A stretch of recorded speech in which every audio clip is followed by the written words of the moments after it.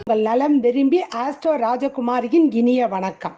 ஸ்ரீ காலபைரவரின் கருணையினாலும் அருளாலும் நோய் நொடி இல்லாமல் உங்கள் இல்லங்களில் எப்பொழுதும் இன்பம் பொங்கட்டும் என்று ஸ்ரீ காலபைரவரை வேண்டி வணங்கிக் கொள்கிறேன். இன்று நாம் 31/7/2020 வெள்ளிக்கிழமை ஆடி 16 அன்று துவாசதசி வளர்பிறை காலையில் 7:05 வரைக்கும் கேட்டை நட்சத்திரம் இருக்கு. அப்புறம் மூல நட்சத்திரம் அன்று வரக்கூடிய வரலட்சுமி விரதத்தை பற்றி அதன் சிறப்பை பற்றி தான் நம்ம இப்போ இந்த வீடியோவில் பார்க்க போகிறோம். வரலட்சுமி விரதம் ஏன் வந்தது அப்படின்னா, ஒரு நாள் சிவபெருமானும் பார்வதி தேவியும் என்ன பண்ணிட்டு இருக்காங்க, சொக்கட்டம் ஆடிக்கிட்டு இருக்காங்க. அப்போ சிவபெருமான உமாதேவியும் சொக்கட்டம் ஆடிக்கிட்டு இருக்கும் பொழுது அங்கே பக்கத்தில் உட்காந்து சித்திரநேமி அப்படிங்கிற ஒரு காந்தர்வன் வேடிக்கை பார்த்துக்கிட்டு இருந்தான். மும்மரமாக விளையாண்டுக்கிட்டு இருந்தாங்க. யார் வெற்றி பெற்றது அப்படின்னா, உமாதேவி நான் வெற்றி பெற்றேன் அப்படின்னு சொக்கட்டான் விளையாட்டில் நான் தான் வெற்றி பெற்றேன் நானே என்றாள் அவள். அந்த விளையாட்டை வேடிக்கை பார்த்துக்கிட்டு இருந்த சித்திரநேமி சும்மா இருந்திருக்கலாம். அவர் உடனே அவன் காந்தர்வன், நீங்கள் யார் வெற்றி பெற்றது என்று கூற வேண்டும் என்று சிவபெருமான் அவர்கிட்ட போய் சொல்ல, அவரோட திருவிளையாடல் ஆரம்பிக்க, அவனும் சும்மா இருக்க முடியாமல் சிவபெருமான் தான் வெற்றி பெற்றார் என்றார்.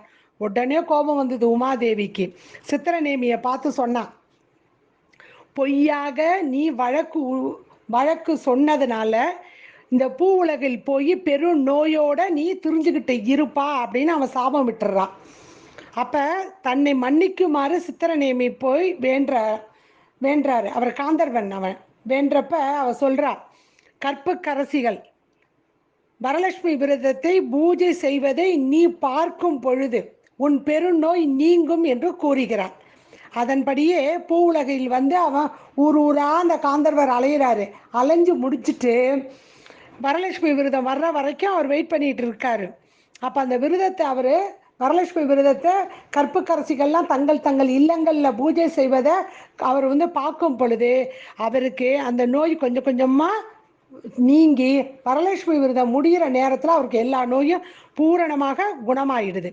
அதனால வரலட்சுமி விரதத்தை நம்ம மேற்கொண்டோம்னா நோய் நொடிகள் நீங்கும் அப்படிங்கிறது இவருடைய சித்திரநேமியுடைய கதையிலிருந்து நமக்கு தெரியுது.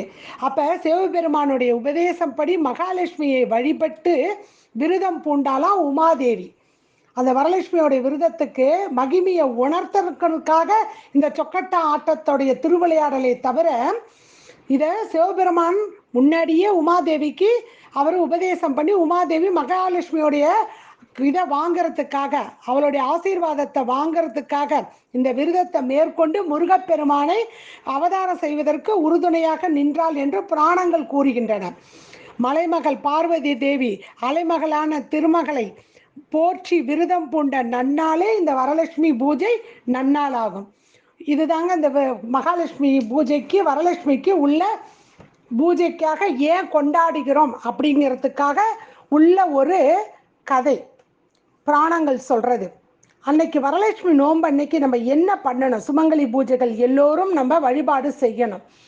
நாளே என்ன பண்ணணும், வியாழக்கிழமையே நீங்கள் வீடெல்லாம் தொடச்சி எல்லாம் எடுத்து பூஜை ரூமெல்லாம் க்ளீனாக பூஜையெல்லாம் எல்லா ஃபோட்டோ எல்லாம் தொடச்சி எல்லாம் வச்சுட்டு நீங்கள் பூஜை ரூமை க்ளீன் பண்ணி இழை கோடுகளும் அதை சுற்றி அந்த செங்காவியால் பார்டர் கட்டி அழகாக கோலங்கள் பூஜை ரூமில் போட்டு ஒரு பலகை வச்சு அந்த பலகை மேலே 2 குத்து விளக்கு ஏற்றி ஒரு பெரிய தலவாழை இலை போட்டு இலையோட நுனி பார்த்தீங்க அப்படின்னா வடக்கு பக்கமாக இருக்கணும். ஸோ நீங்கள் கலசம் வைக்கிறது கிழக்கு பார்க்க இருக்கணும். அப்படி வைக்கணும், சரிங்களா? அப்படி வச்சு நீங்கள் ஒரு கலசம் எடுத்துக்கணும். யாருக்கெல்லாம் வெள்ளி கலசம் இருந்ததுன்னா வெள்ளி சொம்பு இல்லை பித்தாளை சொம்பு காப்பர் சொம்பு எது இருக்கோ அதில் அழகாக என்ன பண்ணணும், அதுக்குள்ளே பச்சரிசியை நிரப்பி அந்த பச்சரிசியில் கொஞ்சோண்டு மஞ்சத்தூள் போட்டு நல்லா கொஞ்சம் பசஞ்சுங்க. பச்சரிசி வச்சு இந்த வங்கி மோதிரம்னு ஒரு மோதிரம் போடுவாங்க தெரியுமா, அந்த காலத்தில் அது வச்சு காசோலை கருகமணி, உங்களுக்கு வீட்டில் கோல்டு காயின் வெள்ளி காயின்ஸ் காப்பர் காயின் இருந்தால் அதையும் அதில் போட்டு தாலி கயிறு மஞ்சள் இது மஞ்சள் இருக்கு இல்லைங்களா, நம்ம தேய்ச்சி குளிக்கிற மஞ்சள், அதையும் அதுக்குள்ளே போட்டு காயின்ஸு எவ்வளோ 1 ரூபாய் காயின்ஸு அதுக்குள்ளே போட்டு வைக்கணும்.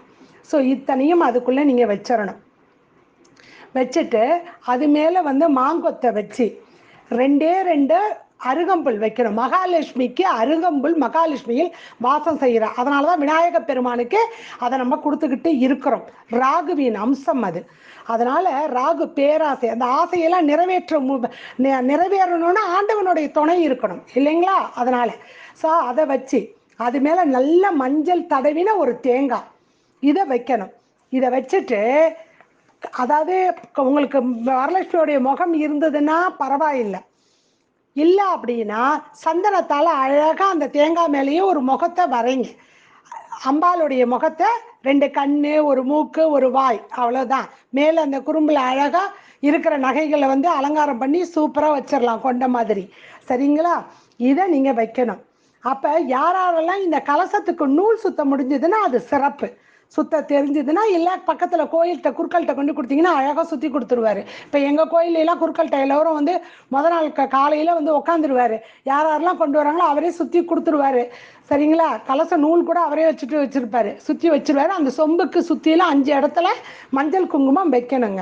ஏன்னா அதுலேயே நவகிரகங்கள் அத்தனையும் நம்ம வச்சிருக்கிற பொருளில் இருக்குது. அதோடைய காரகத்துவம் என்னன்னா சூரியனாக தேங்காய் வந்து அதில் சூரியன், மாயலை வந்து புதனுடைய காரகத்துவம், அரிசி சந்திரனோடது, பச்சரிசி தான் வைக்கணும், அது சந்திரனோடது.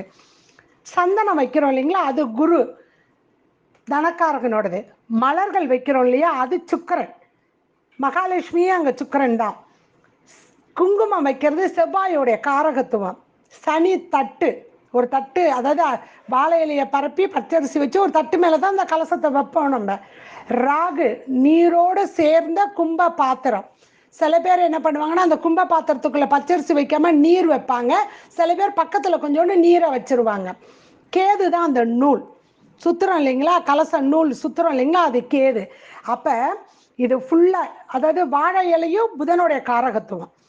ஸோ அப்போ இந்த நவகிரகங்களுடைய காரகத்துவத்தில் தான் இந்த மகாலட்சுமியை நம்ம ஆவாகனம் பண்ணுறோம். அதை புரிஞ்சு செய்யும் பொழுது, ஒரு செயலை புரிஞ்சு செய்யும் பொழுது நமக்கு அப்படியே மைண்டில் அது அப்படியே உட்காந்துரும். அப்போ நவகிரகங்களை நம்ம நினைக்க தோணும். தேங்காயை எடுக்கிறப்ப நம்ம சூரியனுடைய காரகத்துவம், வாழைப்பழம் சூரியனோடது. ஸோ அதை ஒவ்வொன்றும் நினைக்கும் பொழுது நம்ம அந்த காரகத்துவம் இருக்குதே அப்படின்னு நம்ம நினைக்க தோணும். அதுதான் அதோடைய தாத்பரியம். இதை ஒவ்வொன்றையும் புரிஞ்சு நம்ம செய்யணும். அவ்வாறாக நம்ம எல்லாம் அலங்கரித்து முத நாள் சாயந்தரமே இதையெல்லாம் ஒரு 5 மணிக்குள்ளே நீங்கள் செஞ்சிட்டிங்கன்னா ரொம்ப விசேஷங்க. ஏன் அப்படின்னா நம்ம 5 to 6 குபேர நேரம், அதுவும் அன்னைக்கு வியாழக்கிழமை முத நாள் வருது இல்லைங்களா, அன்னைக்கு அந்த 5 to 6 குபேர நேரத்துக்குள்ளார நீங்கள் இந்த அலங்காரத்தை எல்லாம் செஞ்சு வாசலில் வந்து மாயில தோரணம் வச்சு 2 சைடுலையும் அந்த தென்னை இதால் வந்து அலங்காரம் பண்ணுறது பின்னி இருப்பாங்க இல்லையா, அது அந்த காலகட்டத்தில் விற்கும். அதை வாங்கி 2 தென்னை ஓலையில் அலங்கரிச்சிருக்கிற அதை 2ஐயும் கட்டுங்க. கட்டிட்டு கொஞ்சோண்டு வேப்பலை கொத்தும் வைங்க, அம்பாளின் சொரூபம் அது, அதையும் வைக்கணும். இதை வச்சுட்டு அஷ்டலட்சுமியை நம்ம உள்ளுக்குள்ளே கூப்பிடணும். வெத்தலை பாக்கு வாழைப்பழம் எல்லாம் முத நாளும் வைக்கணும். ஏன்னா நீங்கள் அஷ்டலட்சுமியை கூப்பிட்றீங்க. காய்ச்சாத பால் கல்கண்டு இது எல்லாத்தையும் நீங்கள் முத நாள் வியாழக்கிழமை 5 to 6 வச்சுட்டு அவளை அஷ்டலட்சுமியை நம்ம வருகை செய்யணும். அப்போ ஒரு பாடல் இருக்கு, அது இந்த வீடியோவில் வரும், எழுதி வச்சுக்கிங்க. 8 வகை லட்சுமியால் ஏராளமான செல்வம் கொட்டும் வகை நான் அறிந்தேன் கோலமயில் ஆனவளை, வெற்றியுடன் நான் வாழ வேண்டும் ஆதிலட்சுமியே, வட்டமலர் மீதிருந்து வருவாய் இச்சமயம், சிந்தனைக்கும் செவிசாய்த்து சீக்கிரம் என்று வந்து உந்தனருள் தந்திருவா உலகமென்னும் பாராட்டு, வந்தமர்ந்து உறவாடி வரங்கள் பல தருவதற்கே சந்தான லட்சுமிதான் வருவாய் இச்சமயம் அப்படின்னு இந்த பாடல் வரும். ஒவ்வொரு லக்ஷ்மியா, கஜலட்சுமி, மகாலட்சுமி, எல்லா லக்ஷ்மியும் நம்ம கூப்பிடுறதுக்காக இந்த பாடல் வரும். இந்த பாடலை பாடி அந்த ஆதிலட்சுமியை நம்ம வர வைக்கணும். அப்படி வர வச்சுட்டு மறுநாள் காலையில் எழுந்திருச்சு இந்த நைவேத்தியம் இதெல்லாம் நீங்கள் செஞ்சு முடிச்சுட்டு மறுநாள் காலையில் நீங்கள் பிரம்ம முகூர்த்தத்திலேயே எழுந்திருச்சு அந்த 5 to 5:30 எழுந்திரிச்சு வாசலில் கோலம் போட்டு வெள்ளிக்கிழமை நீங்கள் அன்னைக்கு காலையில் உங்களால் அன்னைக்கு நாள் வந்து பார்த்தீங்கன்னா 6 to 7 கௌரி பஞ்சாங்கம் பிரகாரம் 6 to 7 தனமெல்லாம் வந்து சேரக்கூடிய நேரம். மிக அற்புதமான அந்த நேரம். அந்த நேரத்தில் நீங்கள் இந்த வழிபாடை செய்கிறது சிறப்பு. அதை விட்டுட்டிங்கன்னா 12லேருந்து 1:30 மணி வரைக்கும் அதுவும் ரொம்ப சிறப்பு. அமுத நேரம், அம்பாளுக்கு அமுது விட்டுனீங்கன்னா ரொம்ப ரொம்ப சிறப்புங்க அந்த நேரத்தில். சரிங்களா? அடுத்தது அதை விட்டிங்கன்னா 3 to 4 லாபத்துக்காக உள்ள நேரம். அடுத்தது 4:30 to 6 அதுவுமே நல்ல லாபத்துக்காக உள்ள நேரம். இந்த நேரங்களில் இந்த பூஜையை செய்யணுங்க. சரிங்களா? பூஜை செய்யும் பொழுது பச்சரிசியில் வந்து கொஞ்சோண்டு மஞ்சள் கலந்து வச்சுக்கணும். பூஜைக்கு வேணுங்கிற அத்தனையும் எடுத்தாந்து வச்சுக்கணும். அம்பாளுக்கு ரொம்ப பிடிச்ச பாயசம், வடை, அவளுக்கு பிடிச்ச சாதம், நெய்வேத்தியங்களையும் ரெடியாக செஞ்சு வச்சுக்கணுங்க. சாதம், பாயசம், வடை, கொழுக்கட்டை, தயிர், பசும்பால், நெய், தேன் இதையெல்லாம் நிவேதனமாக நீங்கள் வைக்கணும். இதில் செய்கிறது பார்த்தீங்கன்னா பாயசம், வடை, கொழுக்கட்டை தான் செய்யணும். செஞ்சு நீங்கள் அதையெல்லாம் கொண்டுட்டு வந்து வச்சுட்டு மஞ்சள், குங்குமம், பூ, ரவிக்கை துணி, இனிப்பு, பழம், வெற்றிலை பாக்கு ஆகியவெல்லாம் ரெடியாக கொண்டுட்டு வந்து வச்சுக்கிங்க. அந்த தாம்பாளத்தில் வச்சுக்கிட்டு மஞ்சள் சரடு நீங்கள் அந்த அம்பாள் அந்த கலசத்து மேலே அந்த மஞ்சள் சரடை வச்சு நீங்கள் இந்த பூஜையை முடிச்சுட்டு உங்களுக்கு அப்போ நீங்கள் அந்த அஷ்டலக்ஷ்மிகளுக்கும் உள்ள பாடல்களை பாடணும். அது ரொம்ப ரொம்ப முக்கியம். பூஜைக்கு உட்காந்து முதல்ல விநாயக பெருமான ஒரு பலகை போட்டு நீங்கள் வடக்க பார்க்க உட்காருனா அம்பாள் முகம் கிழக்க பார்க்க இருக்கணும். அப்போ நீங்கள் விநாயக பெருமான முழு முதற் கடவுள் விநாயக பெருமானுக்கு ஒரு மஞ்சள் பிள்ளையார் வச்சு இந்த கலசத்துக்கு பக்கத்தில் வச்சு அதுக்கு 2 அருகம்புல்லும் செவ்வரளி பூவையும் வச்சு எப்போ நீங்கள் மஞ்சள் பிள்ளையார் பிடிச்சாலும் அருகம்பூ அது ராகுவின் அம்சம், விநாயகருக்கு ரொம்ப பிடிச்சது மகாலட்சுமியோடைய அம்சம், அதை வைக்கணும். தர்பை இருந்ததுன்னா தர்பையை வைக்கணும். எந்த மஞ்சள் பிள்ளையார் பிடிச்சாலும் தர்பை கேதுவின் அம்சம். கேதுவோடைய அதிதேவதையாக விநாயக பெருமான் இருக்காரு. கேது எப்பயுமே வணங்குறது வந்து விநாயக பெருமான் ஞானக்காரகனை தான். அதனால அவருக்கு அந்த தர்பையை வைக்கணும். செவ்வரளி விநாயக பெருமானுடைய தம்பியான முருகப்பெருமானுக்கு மிகவும் பிடித்தது. அவங்க எப்பயும் அண்ணன் தம்பி 2 பேரும் ஒன்றாவே இருப்பாங்க. அப்போ அவங்க 2 பேரையும் சேர்ந்து இந்த மஞ்சள் பிள்ளையாரில் நீங்கள் வணங்கும் பொழுது செவ்வாய் பெண்களுக்கு கணவர் காரக கிரகம். ஒரு செவ்வாய் ஒருத்தருக்கு நல்லா இருந்துட்டுன்னு வச்சுக்கலாம் வாழ்க்கையில் எவ்வளோ பெரிய போராட்டத்தையும் வென்றிட முடியும்.